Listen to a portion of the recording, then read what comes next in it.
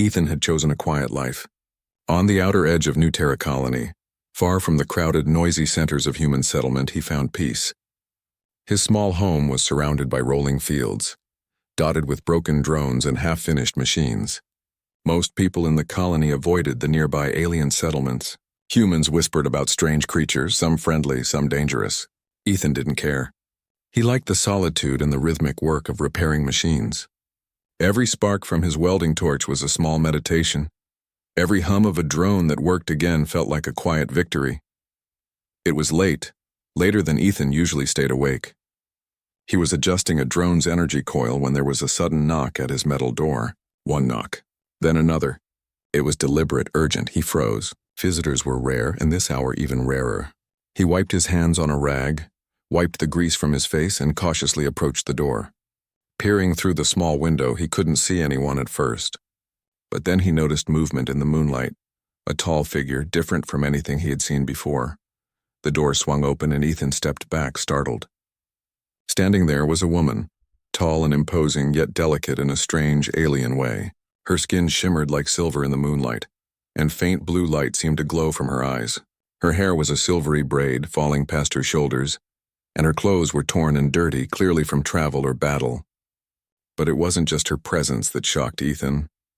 Two small children, strange but human-sized in their form, clung to her sides, their eyes wide and fearful. They were alien too, like her, with smooth skin and glowing eyes, but their expressions showed exhaustion and terror. Ethan's mind raced. Who are you?" he asked, voice shaky. The alien woman's gaze was steady.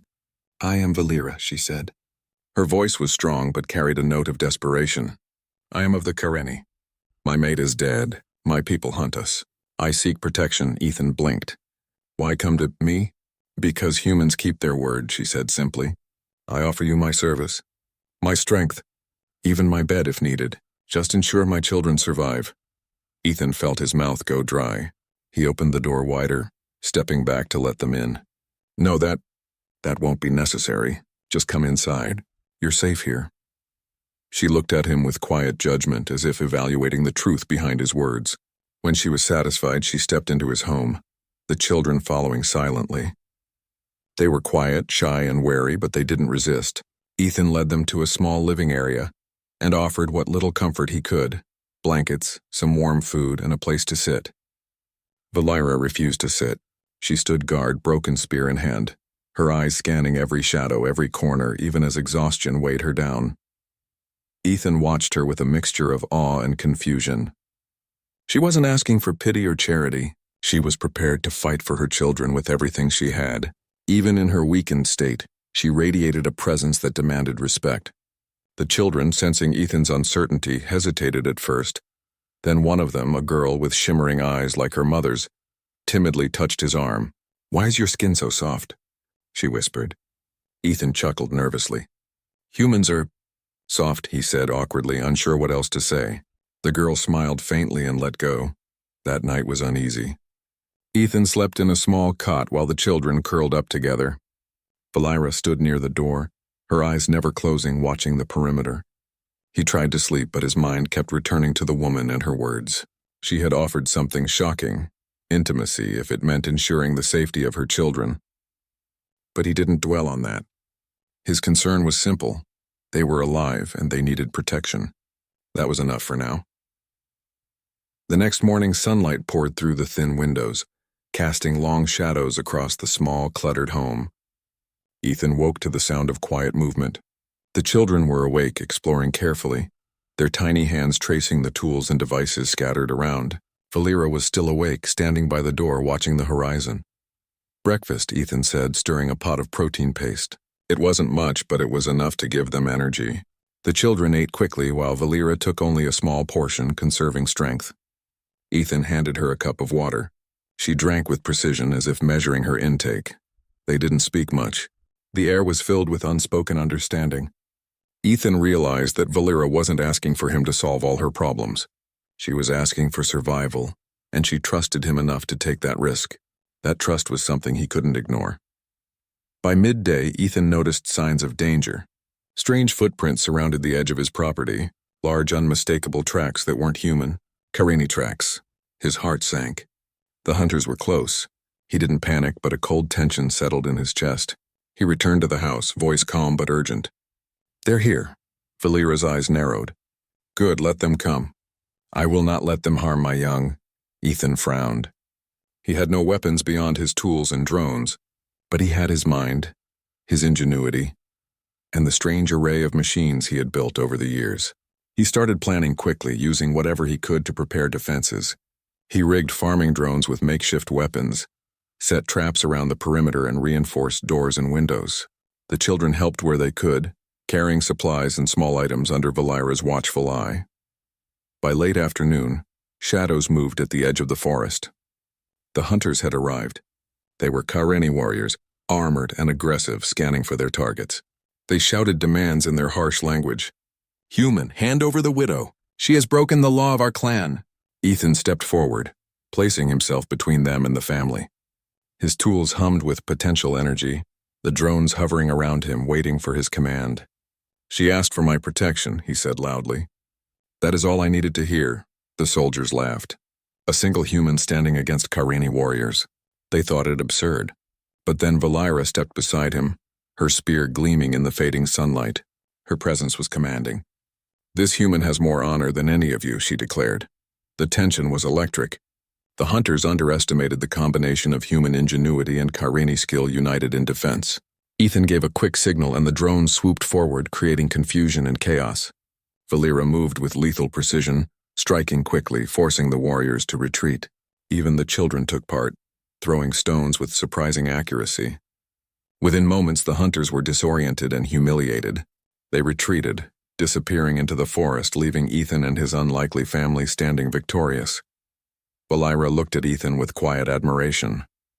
She knelt before him, a Karenni gesture of respect and loyalty. "You have kept your word," she said softly. "From this day, I am yours to protect, and you are mine to stand beside." Ethan shook his head, still catching his breath. "You don't have to repay me," he said. "It is not repayment," she said, smiling faintly. "It is choice." The children ran to Ethan's legs, hugging him. He patted their heads, feeling a strange warmth he had never known. His quiet life, once so predictable, had changed completely in a single night. They ate a small meal together, sharing quiet conversation. Ethan realized that survival was not just about machines or weapons. It was about trust, loyalty, and courage. He looked at Valera and her children and knew that whatever challenges came next, they would face them together. As the sun set, Ethan repaired his drones, Valera stood watch, and the children played quietly, their laughter a rare and precious sound. Outside, the forest remained silent, but Ethan knew it would not be quiet for long. Danger would come again, but now he was ready. Not alone, not helpless. The night settled over the small home, calm but full of potential. A human and an alien widow bound by an unspoken vow to protect each other, to fight for survival, to endure. And as Ethan closed his eyes that night, he realized that life, no matter how ordinary it seemed, could suddenly become extraordinary. He had found something he didn't know he needed: trust, companionship, and a family not of his own species but just as real. Tomorrow the fight might come again. But tonight they were together, alive, safe. And that was enough. Princess Leora stood on the balcony of her palace chambers, feeling the soft breeze brush against her face as the distant hum of the empire echoed around her. She could not see the twin moons above, but she could sense their light touching her skin like warm silk. Somewhere behind her, she heard measured footsteps approaching. She did not need to ask who it was. She knew the sound of his steps now, the quiet, steady rhythm of someone who walked without arrogance, someone who carried duty, not pride. "Ethan," she said softly. He stopped beside her. "You always know." "I listen," she replied. "That is how I see." He smiled quietly, although she could not see it. Yet she felt it in his silence. For days, the empire had been buzzing with rumors. News had spread quickly after he passed the 3 trials. Many still doubted him. Some were impressed. But whispers ran through every hall of the palace, whispers of anger, envy, and perhaps even fear. Not everyone wanted this marriage to happen. Some believed a human did not deserve the title of royal consort. Others feared Princess Leora would gain more power if she had someone loyal at her side. But Leora no longer feared judgment. Since Ethan arrived, something inside her had awakened, a quiet fire she never knew she possessed. For years she had accepted her role as the princess who was tolerated but not admired. Now she stood as someone who demanded her place, not through force but through dignity. Ethan remained close beside her. "There will be resistance," he said calmly. "I can feel it." Leora nodded. "I know. They think you are weak," he chuckled softly. "They think I am small. That my world is small. That humans are small. Do you care?" "No," he said simply. "Because you don't." Leora turned her face toward him and reached out. He guided her gently, letting her touch his arm. She followed up to his shoulder, then stopped. "Do you ever feel afraid?" she asked quietly. "Yes," he answered honestly, "but I do not let it control me." She breathed slowly, letting that reassurance settle in her heart. That same night, an imperial messenger interrupted their quiet moment. "Princess," the messenger bowed, "the council has requested a final ceremony for your marriage approval." Leora stiffened. "Final ceremony?" Ethan raised a brow. "Another test?" The messenger hesitated. "It is tradition. Before the entire empire, the suitor must stand in the circle of oaths and swear loyalty. But, Leora pressed. "It is also when challengers may step forward to oppose." A quiet tension settled in the air. Leora did not need sight to feel it. Someone would challenge, someone powerful, someone who did not want a human to stand by her side. She dismissed the messenger. After he left, silence lingered between her and Ethan. He finally spoke. "I will stand there. No matter who appears," she lowered her head. "And if they try to fight you?" "Then I will not fight for power," Ethan said firmly. "I will fight for you." Her breath caught for a moment. No one had ever spoken such words to her. Not her father, not her guards, not even her tutors. They protected her because she was royal. He protected her because she was Leora. The next morning, the palace courtyard was transformed. Thousands gathered, nobles in shimmering robes, soldiers in rigid formation, citizens crowding the outer walls just to witness history. The circle of oaths was formed from ancient Viren stone, shining like molten silver beneath the rising sun. At the center stood Ethan, calm and composed. Around him surrounded the High Council, their expressions unreadable. Princess Leora stood beside her father, held by one attendant, though she did not like to be guided. She preferred to walk by herself, but today protocol demanded formality. "Ethan, Ward of Earth," the council speaker announced, his voice echoing across the courtyard. "You stand before the Viren Empire. Do you swear loyalty to Princess Leora, not for gain, not for title, but for honor and truth?" Ethan raised his voice so all could hear. "I swear," murmurs rippled through the crowd. Some were impressed by his resolve. Others sneered. The council speaker continued. "Then before the princess is given to you, the circle opens for challengers. Anyone who believes this suitor unworthy may step forth." A long silence followed. Then, heavy footsteps thundered onto the stone. Gasps erupted as a towering figure entered the circle. General Keldrin, the Empire's strongest warrior, known across the stars for his victories in 100 battles. His armor gleamed with the symbols of conquest. His voice rumbled like thunder. "This human is not worthy," he growled. "He passed clever trials, but cleverness does not win wars. The princess needs a shield, not a storyteller." Leora tensed. General Keldrin had been one of the loudest voices against her marriage. He believed strength was defined only by battle scars and raw might. Ethan stood firm. "Then stand against me," Keldrin smirked. "I will not fight to kill, only to reveal truth." The council gave silent approval. Leora's heart pounded as the two men faced each other. She could not see the movement, but she heard everything, the shifting of feet, the tightening of armor, the breath before combat. "Begin," the council speaker shouted. Keldrin charged forward like a thunderstorm in motion. Ethan barely dodged the first strike, rolling aside as the ground cracked beneath the general's fist. The crowd roared, "He will be crushed!" A human cannot stand against him. But Ethan did not fight with anger. He moved differently from Viren warriors. He used smaller steps, calculated movements.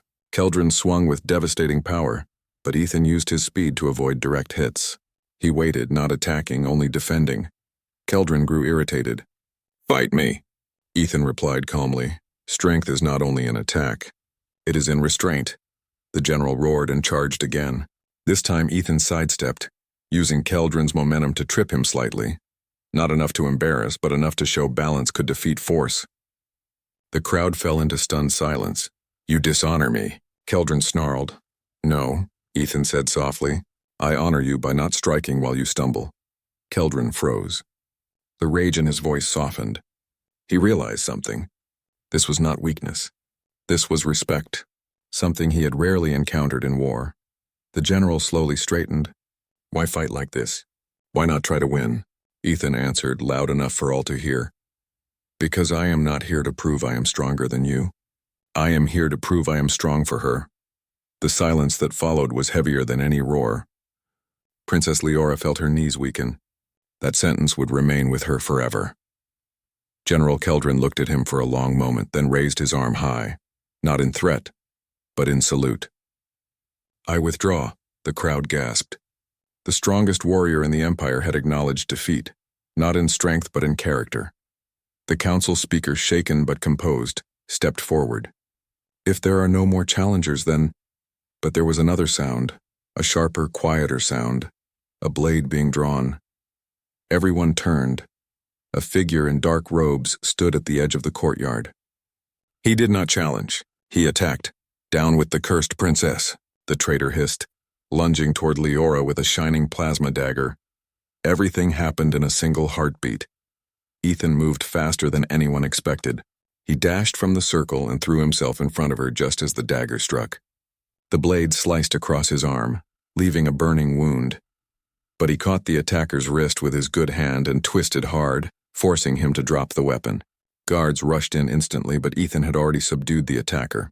Princess Leora gasped as she sensed his pain. "Ethan!" He turned his head slightly. "I'm all right." The crowd erupted, some shocked, some in awe, some ashamed for ever doubting him. Emperor Talvor stepped forward, his voice trembling with restrained emotion. "No more trials. No more questions. This human has shown more loyalty than any noble in this court." He raised his hand to the sky. "Ethan Ward of Earth, by blood spilled in protection of my daughter, I name you rightful consort of Princess Leora." The crowd bowed or dropped to one knee. Even those who had mocked fell silent in humility. Leora reached forward. Ethan took her hands gently, lowering himself to her level. She whispered, voice trembling with tears. Why did you risk your life?" He answered softly. "Because you are the first person who let me be more than a soldier. You saw me as a man, not a weapon. So I protected you not as duty but as choice." Her tears fell freely now. She lifted his hand to her cheek. "I may be blind, but I have never seen more clearly than I do now." The wedding took place that very evening. Not in a grand hall, not in glittering gold, but in the palace garden beneath the twin moons. Leora did not need a crown to feel royal. She had Ethan's hand in hers. That was enough. As vows were spoken, she whispered, "You saw my heart. And now I see yours," he smiled softly. "We don't need eyes for that." And in that moment, the galaxy changed, not because of war, not because of conquest, but because one human and one blind princess chose to believe in something stronger than sight. They believed in each other, and the stars themselves seemed to bow in approval.